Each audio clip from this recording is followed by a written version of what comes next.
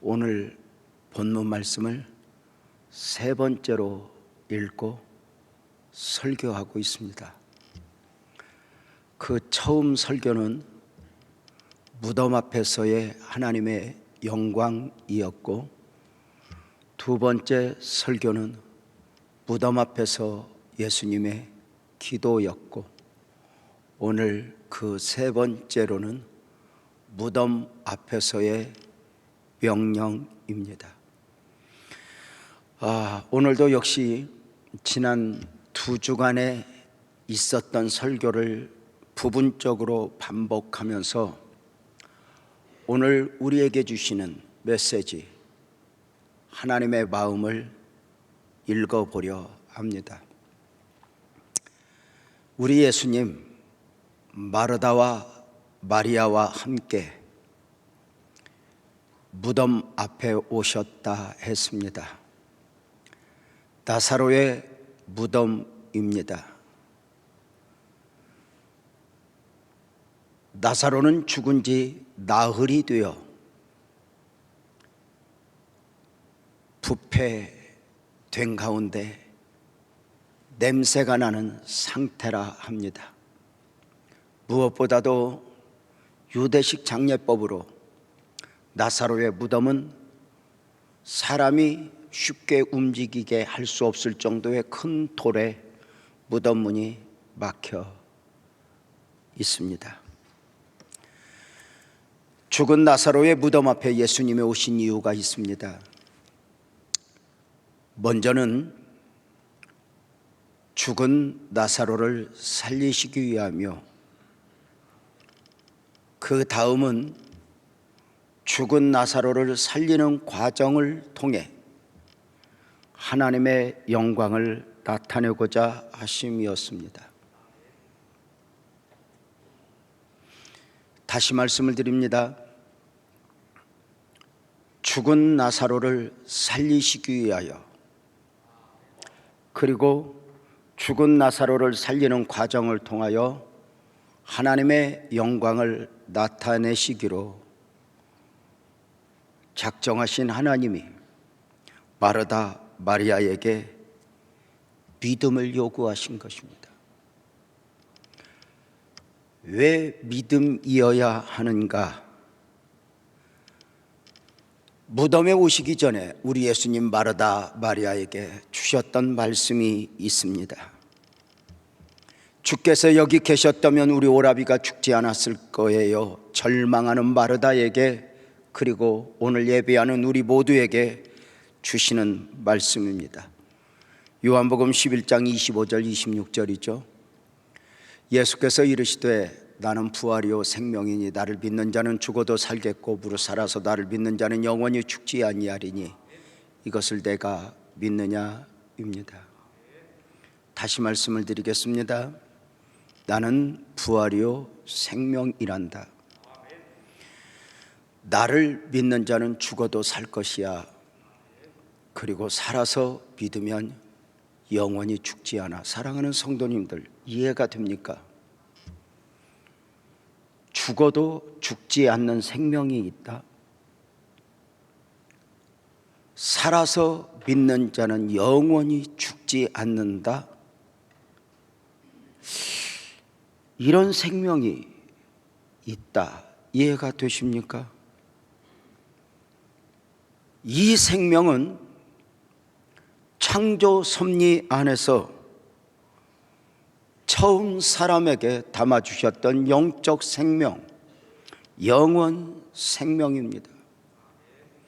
처음 하나님이 세상을 창조하시는 가운데 6일째 되는 날 사람을 창조하시고, 두 번째로 그 사람 안에 생기를 불어넣으사 생명이 되게 하셨으니 바로 영생하는 영적 생명이 되게 하신 것입니다.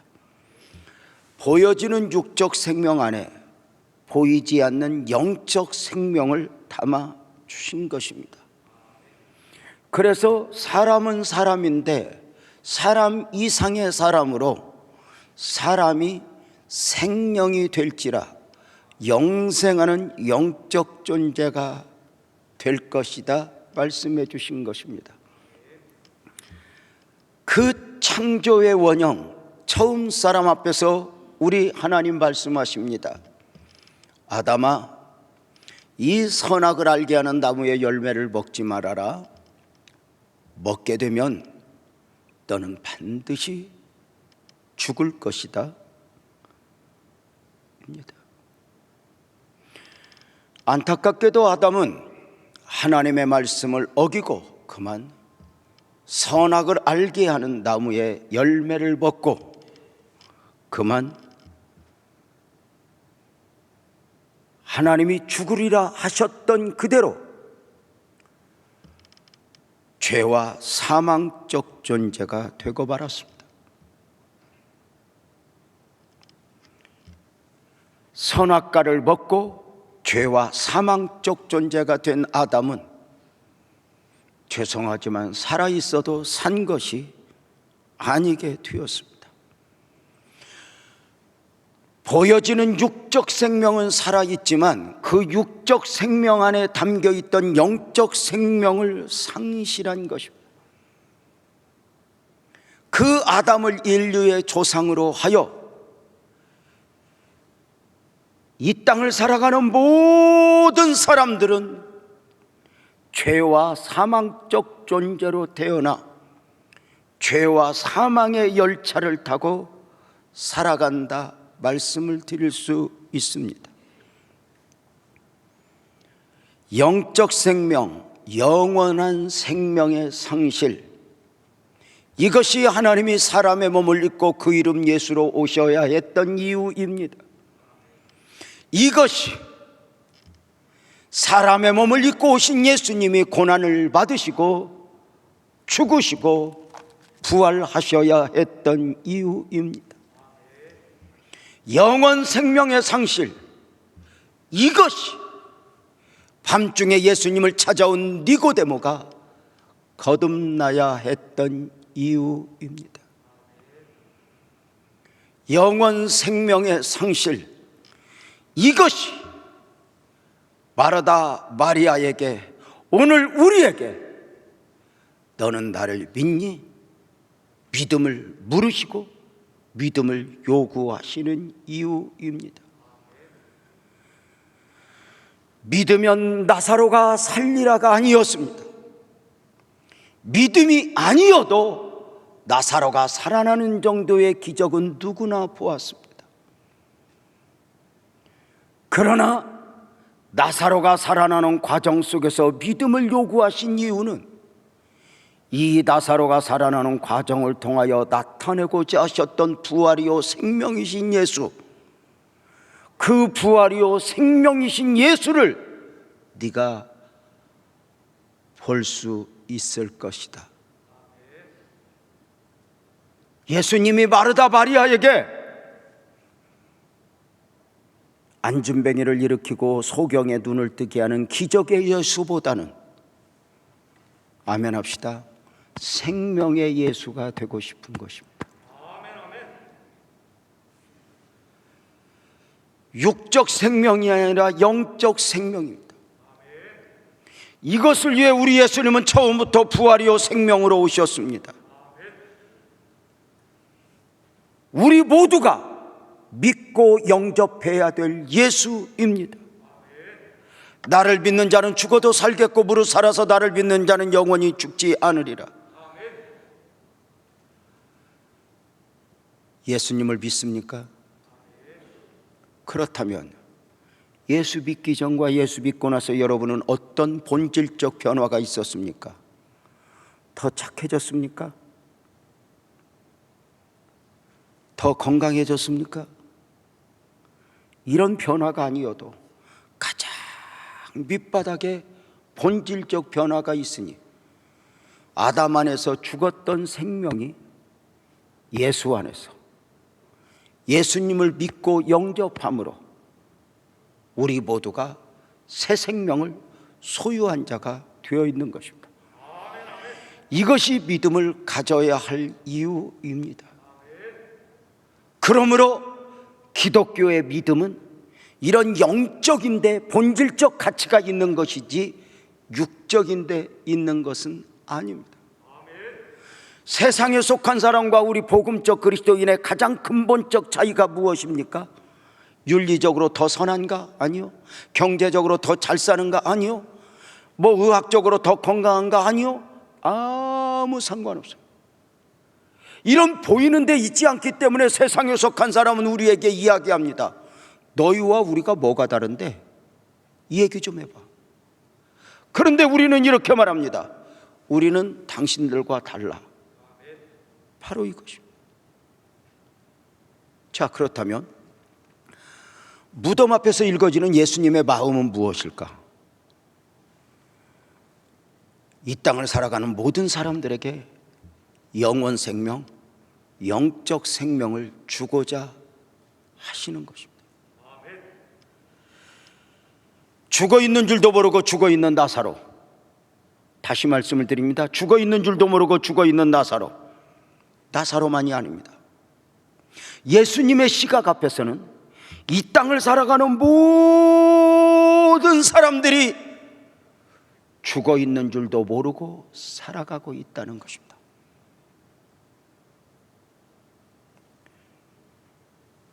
무덤에 갇혀 죽어 있는 줄도 모르고 죽어 있는 이 땅을 살아가는 사람들, 그래서 예수님의 시각 앞에는 이 세상이 무엇인가 꿈틀꿈틀 대단한 것 같지만 영적 시각으로 보면 이 세상은 거대한 영적 무덤입니다. 구원을 받아야 할 인생들, 구원을 필요로 하는 인생들이 가득한 것입니다. 처음 아담이 영적 생명을 상실하여 살아도 산 것이 아닌 것처럼 오늘을 살아가는 사람들이 그러한 것입니다. 그래, 만약에 우리가 그 세상에 속한 사람들을 향하여, 교회를 나오지 않는 사람들을 향하여, 예수를 믿지 않는 사람들을 향하여 당신들은 죽은 사람입니다 하면 이해하지 못할 것입니다. 아니, 이해하지 못하는 정도가 아니라 벌떼처럼 달려달 것입니다. 우리가 죽었다고? 우리가 죽은 사람이라고? 이렇게 멀쩡하게 살아있는데? 성경 로마서 6장 23절은 이렇게 말했습니다. 죄의 싹은 사망이야. 아세요? 모든 인생은 죄 가운데 태어나 죄 가운데 살아가는데 그 죄 문제를 해결받지 못했다면, 생명의 원천이신 하나님과 단절 상태에 있다면 그것이 사망입니다. 이 땅을 살아가는 모든 사람들이 예수님을 영접해야 될 이유입니다. 성경을 좀 더 볼까요? 자, 이 땅을 살아가는 사람들이 사망적 존재이다. 그러면 어떻게 회복될 것인가? 요한일서 5장 11절은 이렇게 말합니다. 또 증거는 이것이니 하나님이 우리에게 영생을 주신 것과. 자, 하나님이 우리에게 영생을 주고자 하시는데 이 영적 생명이 어디에 있느냐? 그의 아들 안에 있다, 이렇게 말합니다. 아들 안에. 자, 영적 생명이 있다는 것인데 이 영적 생명이 아들 안에 있다? 바로 이어서 12절 볼까요? 이렇게 말합니다. 아들이 있는 자에게는 생명이 있고 하나님의 아들이 없는 자에게는 생명이 없다, 이렇게 말합니다. 두 사람이 함께 길을 가는데 한 사람은 예수님을 영접한 사람은, 한 사람은 예수님을 영접하지 않았다만 예수님을 영접한 사람은 생명이 있는 사람이고 예수님을 영접하지 않은 사람은 생명이 없는 사람이다. 보여지는 육적 생명을 말하는 것이 아닙니다. 영적 생명입니다. 사랑하는 여러분, 이것이 아주 중요한 것입니다. 우리가 예수를 믿어야 될 이유입니다. 우리가 예수님을 믿고 영접해야 될 이유입니다. 중요한 논리가 있습니다. 내가 예수님을 믿습니다 고백하면, 내가 예수님을 영접합니다 고백하면 우리 하나님이 우리에게 생명을 담아주시는 것이 아닙니다. 내가 예수님을 믿습니다, 영접합니다 고백하면 아멘 합시다. 생명을 우리에게 담아주시는 것이 아니라 생명 되신 예수가 우리 안에 영접되어지는 것입니다. 그 예수 생명이 우리 안에서 영원한 것입니다.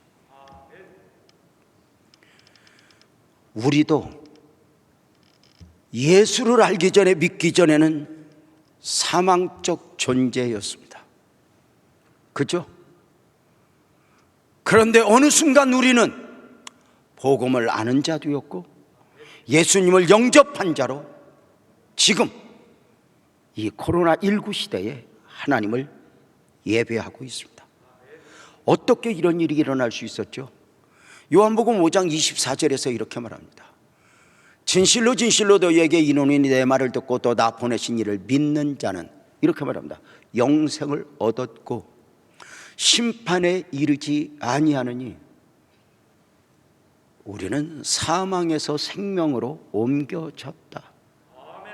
전에는 사망적 존재였는데 이제는 생명을 소유한 자, 생명을 얻은 자가 되었다.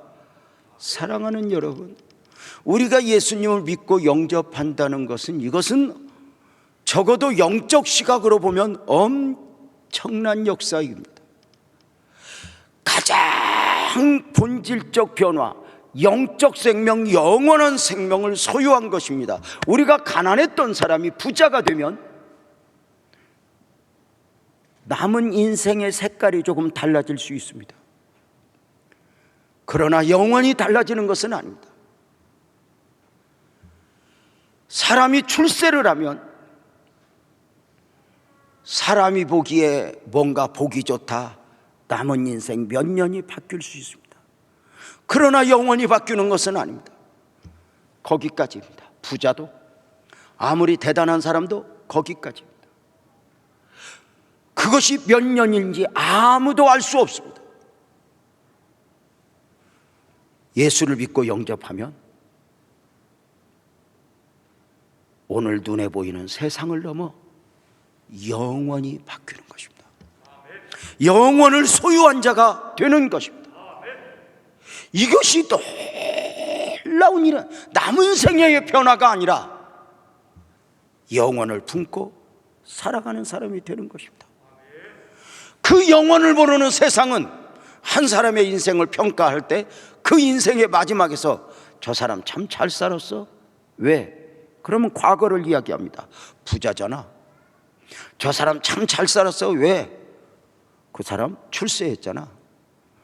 그러나 정작 죽어 있는 사람, 병들어 있는 사람은 그까짓 거 헛돼, 이렇게 말합니다. 우리 예수 안에 있는 사람, 저 사람 참 복된 사람이야, 잘 살았어. 왜? 이렇게 말합니다. 과거가 아니라 그의 미래, 영원히 달라진 것입니다. 그래서 주 안에서 죽는 자가 복이 있는 것입니다. 이것 때문에 믿음을 요구하는 것입니다. 너는 나를 믿니? 사랑하는 성도님들, 세상은 죽어 있는 줄도 모르고 죽어 있습니다. 그렇다면 저들이 자신들이 죽어 있는 것을 언제 깨달아 알 수 있습니까? 생명을 얻은 뒤에 알게 됩니다. 어두움을 인식하는 경우는 언제입니까? 빛이 들어오면서입니다. 사람이 언제 죄인이라는 사실을 압니까? 용서받은 뒤에 아는 것입니다. 내가 예수를 믿어야 될 이유를 언제 아는 것입니까? 예수님을 믿고 영접한 뒤에 아는 것입니다. 사랑하는 여러분, 우리는 어느 날 그 은혜를 입었습니다. 세상이 이해할 수 없는, 세상이 알 수 없는 그 예수를 품어버린 것입니다.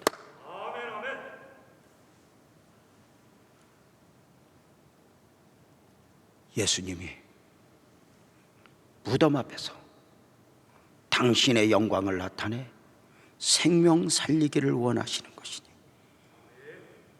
오늘도 이 땅을 살아가는 모든 사람들의 구원을 원하시는 것입니다. 단 한 사람이라도 멸망받는 것을 원하지 않습니다. 죽은 나사로가 살아나는 것처럼, 죽은 나사로의 무덤이 열렸던 것처럼, 이 온 세상이 무덤인데 그 개인마다 무덤이 열려 주 앞으로 와서 생명 구원의 은혜를 입기를 원하시는 것입니다. 그 소망 가운데, 그 예수님의 소원 가운데 죽은 나사로의 무덤에 마르다 마리아를 함께 하셨던 주님이 오늘도 생명 구원의 은혜가 필요한 사람들 앞에 우리를 인도하시는 것입니다. 사랑하는 성도님들, 죽어 있어도 죽은 줄도 모르는 저들을 살리고자 때로는 저와 여러분을 직장에, 사업장에, 학교에 보내요. 우리를 통하여 한 영혼을 구원하시기 원하시니, 자, 그렇다면 어떻게? 무덤 앞에 계신 예수님의 명령이 있었죠. 마르다 마리아를 향한 명령이니 그 처음은 무엇이에요? 돌을 옮기라입니다. 예수님과 죽어 있는 줄도 모르고 죽어 있는 나사로 사이에 가로막고 있는 돌을 옮기라는 것입니다.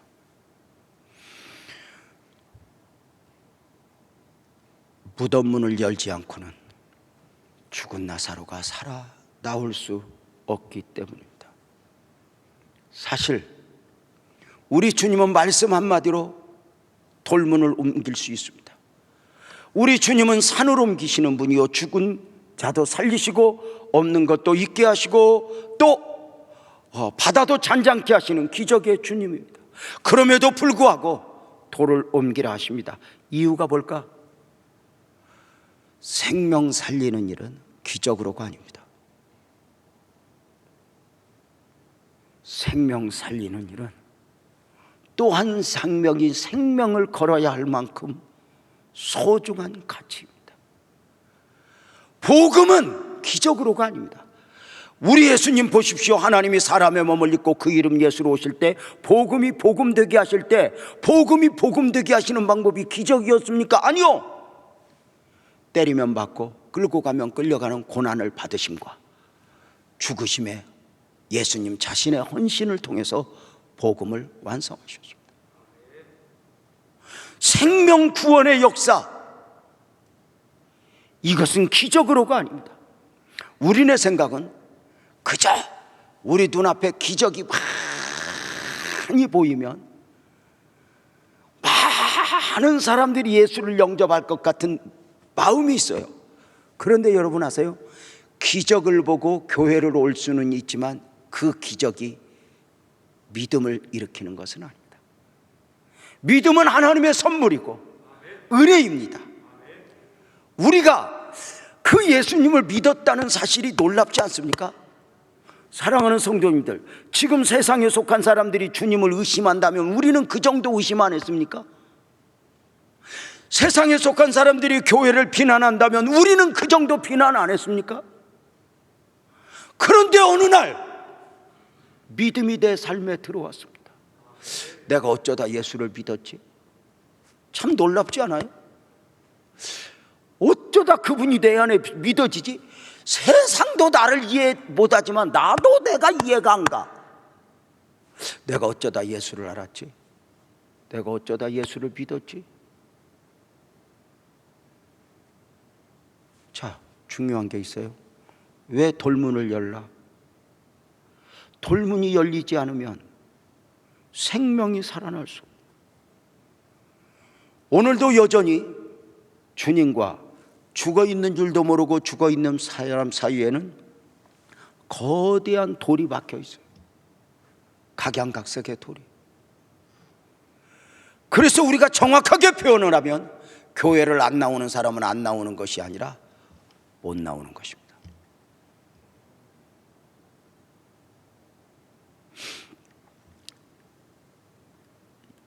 여러 염려의 돌, 습관적 죄의 돌, 가치관의 돌, 이런 것들이 싹 가로막고 있어서 교회를 나오지 못하는 것입니다.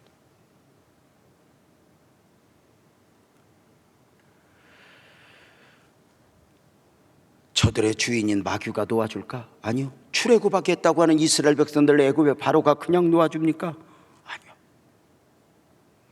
생명 살리기를 원하여 주님은 돌을 옮기라 하십니다.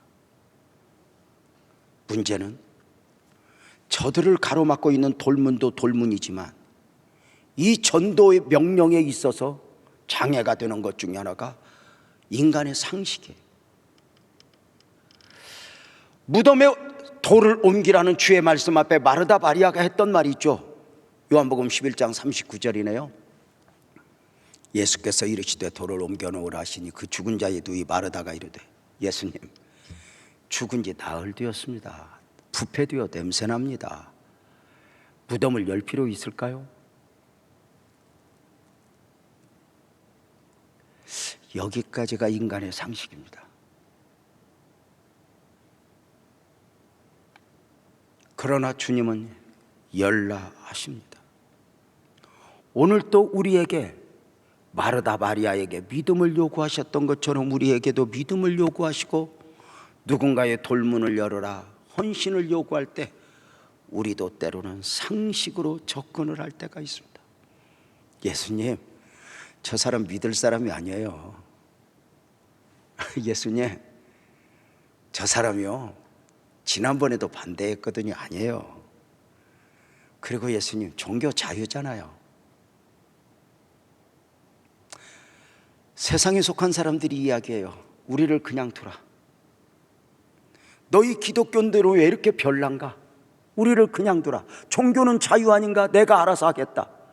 그러나 우리는 이렇게 말해요. 우리는 너희를 그냥 둘 수 없어. 왜? 사망이 무엇인가 생명이 무엇인가를 알았기에.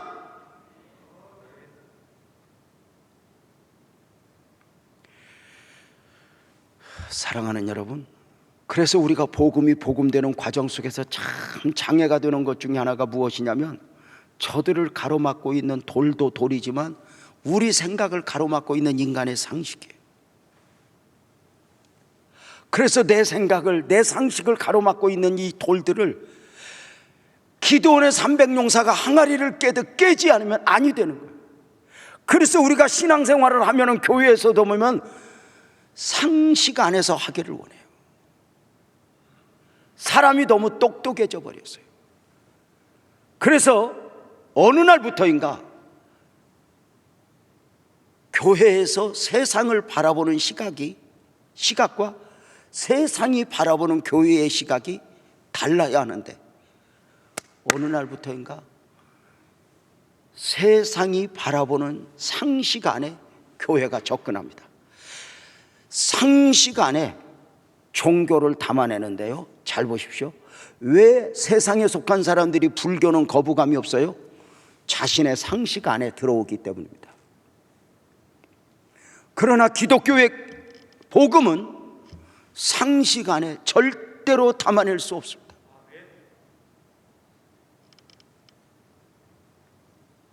문제는 갈수록 오늘의 교회들이 영적인 것을 내려놓고 상식적 교회로의 걸음을 걷는 것입니다. 그래서 요즘에 좋아하는 교회, 인기 있는 교회는 지극히 상식적 접근이 가능한 교회입니다. 인문학적으로, 상식적으로 크게 쏟아도 쏟지 않아도 되는 문제가 없는 그런 정도 말입니다. 그들은 어느 순간부터 비방합니다. 성령을 받으라, 이런 교회 좋아하지 않습니다. 그러면서 저들은 비방합니다. 아이고 뭐 성령을 받는다고 뭐 사람 바뀌어? 인정. 그러나 분명한 건 우리가 성령을 받아야 되는 이유는 내가 받으면 바뀌는 게 아니에요. 아멘 합시다. 성경이 받으라 했으니까 받는 거예요. 기도한다고 사람이 바뀌어? 인정. 기도한다 해서 바뀌지 않는 거 알아. 그러나 성경은 우리 보고 기도하래. 이 원리를 누가 알아요? 주님의 소원이 뭐예요? 이 땅에 죽어가는 많은 생명들이 살아나기를 원해요. 생명, 이거보다 소중한 가치가 어디 있어요? 옛날 어미들은 10달 동안 뱃속에 아이를 담고 있다가 출산할 날이 되어 진통이 오면 고무신을 벗고 방 안으로 들어갈 때 다시 한번 고무신을 쳐다본다고 했어요. 내가 아이를 낳고 내가 저 고무신을 다시 신을 수 있을까? 그냥 태어나는 게 아니에요. 그럼에도 불구하고 그 한 명 한 명 태어날 때 그 생명이 주는 기쁨은 말로 표현할 수 없죠. 그죠? 생명이 주는 기쁨. 우리 예수님 십자가에 죽으셨고 고난당하셨지만 그 영적 생명의 가치를 아시는 거예요. 아이가 태어나면 아이가 기쁜 것이 아니라 부모가 기뻐하고 할머니 할아버지가 기뻐해요.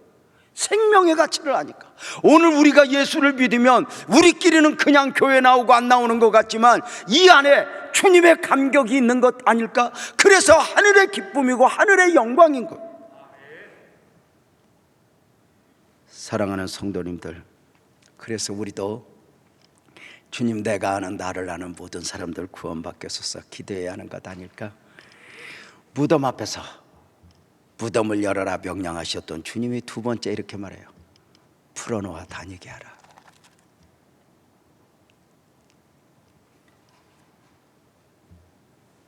먼저 요한복음 11장 41절부터 나사로야 나오너라 외치셨던 주님이 놀랍지 않아요? 그 무덤에서 나사로야 나오너라, 생명의 원천이신 하나님이 아니면 누가 그렇게 외칠 수 있겠어요? 수고하고 무거운 짐진 자들아 다 내게로 오라. 하나님이 아니면 누가 이런 초대를 할 수 있겠어요? 무덤을 열라 하시고 나사로야 나오라, 나사로야 살아나라 외쳤으니 여기서 원리가 있죠? 무덤은 마르다 마리아가 열어도 생명을 살리는 분은 예수님인 거예요. 그런데 새 생명을 얻은 나사로가 무덤에서 나오는데 그 모습에 대하여 44절은 이렇게 말을 했네요. 죽은 나사로가 수족을 배로 동인 채로 나오는데 그 얼굴은 수건에 쌓였더라. 우리식으로 하면 죽었기에 염을 한 건데, 여러분 염해 보셨습니까? 저는 그래도 참 감사한 시대의 목사가 된 것 같아요. 처음 목사가 되고서는 그 몇 년 동안은 목사가 염을 이렇게 했었거든요. 이렇게 막 그런 성도님들 계시잖아요. 이런 성도님들 돌이켜보면 아버님 돌아가셨는데 우리 아버님 목사님이 해주셔야 된다고 그래가지고 제가 가서 다 닦고 옷 입혀드리고 했던 기억들이 있어요. 자, 그 모습으로 수건을 배로 동인 채로 나올 때 주님이 이렇게 말합니다. 풀어놓아 다니게 하라. 어떻게? 나사로가 살아났지만 완전한 모습이 아니었던 거예요.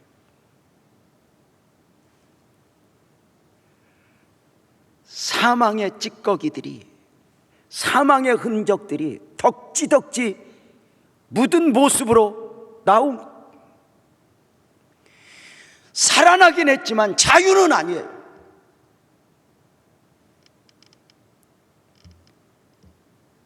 교회에 처음 오시는 성도의 모습이 그러하고 오늘 예배하는 우리들의 모습이 그러한 것 아닐까? 출애굽한 이스라엘 백성들이 가나안을 향하여 40년 동안 광야 여정을 걷지만 애굽의 찌꺼기들이 덕지덕지 붙어 있는 것처럼 오늘 우리가 예수를 믿고 영접하여 새 생명을 얻은 자로 이렇게 예배하고 있지만 우리의 모습이 우리가 봐도 완전하지 않은 거예요. 그래서 교회 처음 나온 사람들, 저는 좀 똑똑한 사람들이 눈을 열어보면서 이렇게 말해요. 교회 가면 도둑놈들이 너무 많다고. 인정. 그럴 수밖에 없죠. 근본적으로 생명을 얻었다고 말하지만 과거의 죄성들, 습관들, 사망의 찌꺼기들이 다 덕지덕지 붙어. 이때 우리 주님이 말씀하신 거예요. 풀어놓아 다니게 하라. 죽어 있는 줄도 모르고 죽어 있는 사람 무덤 문을 열어주는 수고도 해야 하지만 처음 교회 나와 사망의 찌꺼기들이 묻어 있는 그들을 위해서 또 그들이 온전한 자유를 얻기까지 섬김이 필요했다. 마르다 마리아가 무덤을 여는데도 아마 손발이 터졌겠지만 풀어놓아 다니게 하라. 주님이 마르다 마리아에게 맡긴 사명이에요. 생명은 얻었지만 피고름이 묻어있는 저 사망의 찌꺼기들을 풀어줘야 돼요. 전도가 힘든 이유가 뭘까요? 교회 밖에 있는 사람을 교회 안으로 데리고 오는 것도 힘들지만 그 교회 안에서 그 사람이 생명의 은혜를 깨닫고 온전히 복음 안에 서기까지가 참 쉽지 않은 거예요. 목회를 처음 배울 때 그 신학교 교수님이 무엇을 근거로 그렇게 말씀하셨는지 모르지만 이렇게 말씀하시더라고요. 한 사람이 전도도에서 교회를 나와서 이 사람 이제 걱정 없어. 이 사람이 이제 하늘이 무너지고 땅이 꺼져도 교회 계속 나올 거야. 이렇게 영적으로 스스로 자립할 정도로 영적으로 온전히 서기까지는 18년이 걸린대요. 이게 평균. 그래서 어떤 사람은 30년도 걸리고 어떤 사람은 좀 빠를 수도 있지만 이게 무엇을 근거로 한가 보니까 한 사람이 성장해서 성인이 되는 나이하고 똑같더라고요. 그만큼 힘들다는 교회를 나오다가 그만 나오고 나오다 그만 나오고 이런 과정을 거치면서 어느 순간 정리가 되는 거예요. 나는 주님 아니면 안 되는 사람, 나는 주님이어야 하는 사람, 나는 그래서 예배해야 하는 사람. 그래서 참 전도가 힘든 이유가 데리고 오는 것도 중요하지만 그 사람을 섬겨주는 거예요. 왜냐하면 멀쩡한 모습으로 오는 게 아니니까. 여러분 아세요? 오는 사람도 멀쩡하지 않지만 그 사람을 풀어줘야 하는 우리도 멀쩡하지 않다는 거예요. 어느 순간 제가 목회하면서 깨닫는 거예요. 이렇게 예배당 문을 열고 들어오는 성도들을 한 사람 한 사람을 보면 하나님이 알려주신 거 있어요. 다 멀쩡한 사람은 없는 거예요. 사망의 찌꺼기들을 떡지 묻어가지고 염려, 근심, 걱정을 가지고 이렇게 오는 거예요. 저들을 풀어주어라. 저들을 자유하게 하라.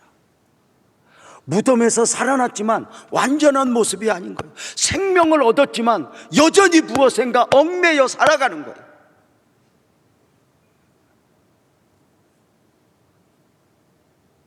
더 큰 문제는 우리 자신도 그러한데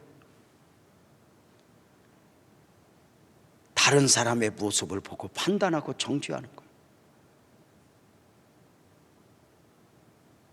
무언가 사망의 찌꺼기들을 보고 내 눈에 들보는 감추고 이렇게 다른 사람을 판단하고 정죄하는 거예요. 무엇을 가지고? 예수님 마음을 가지고가 아니라 내 상식으로, 내 생각으로. 왜 저 사람은 저래? 왜 저 사람은 저래?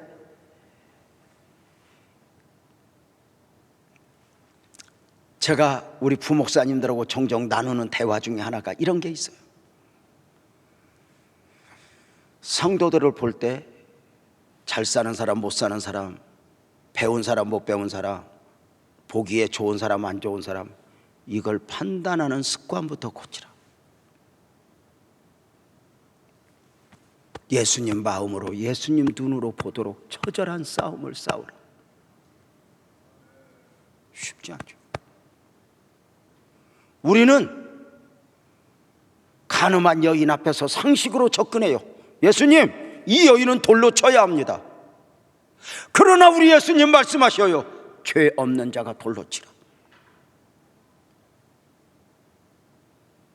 우리 모두는 사마리아 여인을 정죄해요. 저 여인은 남편을 여러 번 바꾼 여인이라고. 그렇게 정죄하면서 정작 자기에게 필요한 은혜를 놓아버려요. 사랑하는 성도님들 아세요? 모든 사람은 문을 열고 들어오면 하여튼 우리가 알아야 돼. 내 눈앞에 펼쳐져 있는 모든 사람은 멀쩡한 사람이 없다. 다 나의 도움이 필요한 사람이다. 남의 허물이 보이고 교회의 허물이 보이면 판단하고 정죄하는 게 아니에요. 그것은 기도로이든지 수고로이든지 나의 헌신, 나의 섬김을 요구하는 주님의 원하심이죠.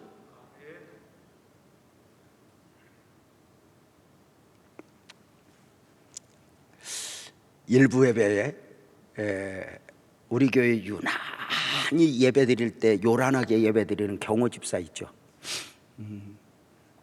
참 양면인 것 같아요. 어떻게 보면 부럽기도 하고 어떻게 보면 왜 저럴까 싶기도 하죠. 왜냐하면 저는 그를 이해를 해요. 왜냐하면 저도 그렇게 요란하게 은혜를 받았거든요. 저는 기간이 좀 짧았지만 저는 처음에 인격적으로 주님을 만나고 한 석 달 동안 주님이 거의 미친 듯 잠을 안 재우더라고요. 그때 부르짖는 기도, 통곡하는 기도를 다 이렇게 배웠어요. 그래서 저는 경호 집사를 제가 이해를 해요. 가끔은 그 예배하는 모습이 다른 사람에게 피해가 되기도 하지만, 그래서 하나님 저 딸 빨리 극복하게 해주세요. 근데 어느 날부터인가 예배가 조용해졌어요. 근데 그 딸이 그 절제하면서 이를 악물고 예배하는 모습이 보여서 안타까워요. 왜 변했지? 그런데 어떤 분이 와서 나한테 그래요. 목사님, 경호 집사가 요새 조용해졌죠. 내가 한마디 했어요.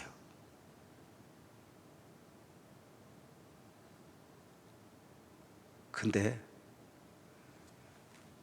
그 한마디 했던 그분은 예배 때마다 와서 주무시는 분이에요. 제가 너는 예배 때마다 좋으니까 그 사람에게 그렇게 말할 자격이 없어, 이걸 말하는 게 아닙니다. 누군가의 허물이, 누군가의 부족이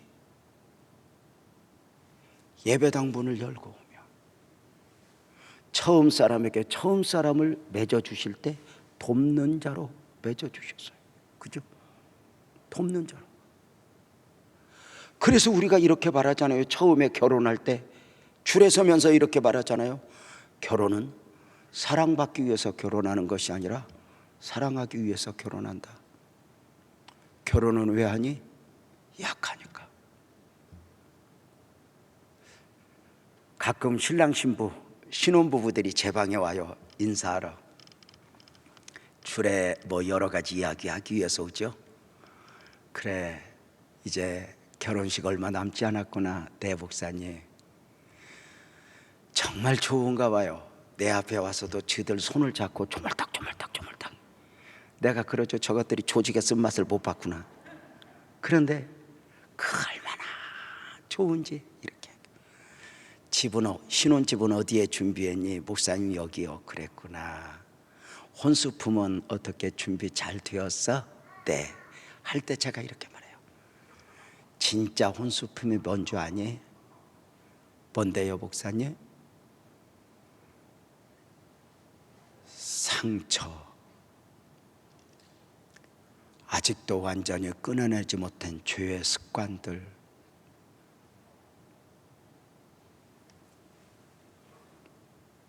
몰래 가지고 오는 것들이 진짜 혼수품이다.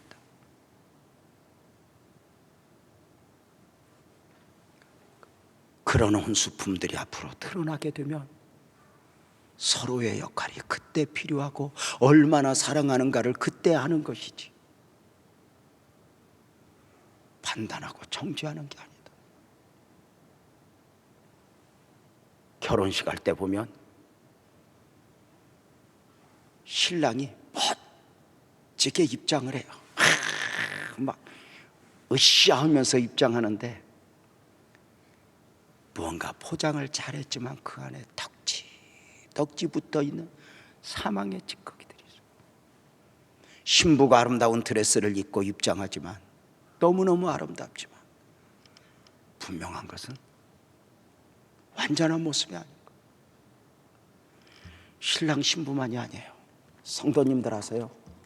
하루 종일 사업장에서 일터에서 일하고 집으로 문을 열고 돌아오는 남편도 멀쩡한 모습이 아니에요. 덕지 사망의 찌꺼기들이 묻어있는 사람. 하루 종일 회사에서 일하고 문을 열고 돌아오는 남편의 시각에 아내는 어떤 모습일까요? 집에 있으니까 좀 더 깨끗할까? 아니요. 드라마 보면서 장동건 보고 송중기 보다가 몇 번이고 내가 왜 저 남자를 만났을까? 그저 덕지 찌꺼기들이 묻어있는 모습으로 배우자를 받고 영접하고, 그게 이상한 거 아니요? 그래서 서로가 필요한 거.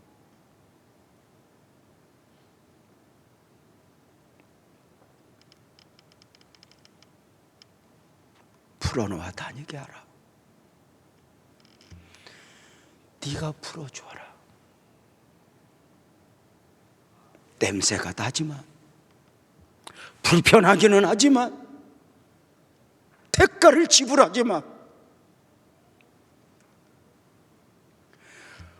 옳으네 그르네 정죄하는 게 아니오. 내 눈에 들보는 감추고 다른 사람의 뒤를 보며 어떻게 저럴 수가 있어? 상식적 접근이 아닌 거요. 가늠한 여인은 돌로 쳐야 합니다. 주님은 아니다. 나도 너를 정죄하지 않아.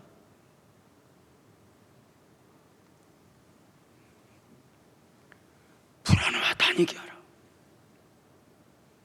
이렇게 말씀을 드렸네요.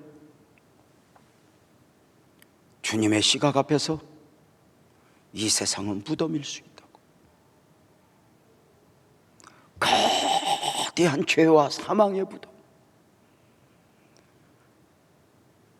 그 세상 안으로 우리 하나님이 사람의 몸을 입고 오사 생명 구원하기를 원하셨던 주님, 오늘 또 나를 통해 그 한 생명 한 생명 구원해 내기를 원하신 가운데 그 무덤 앞에서 풀어놓아 다니게 하라.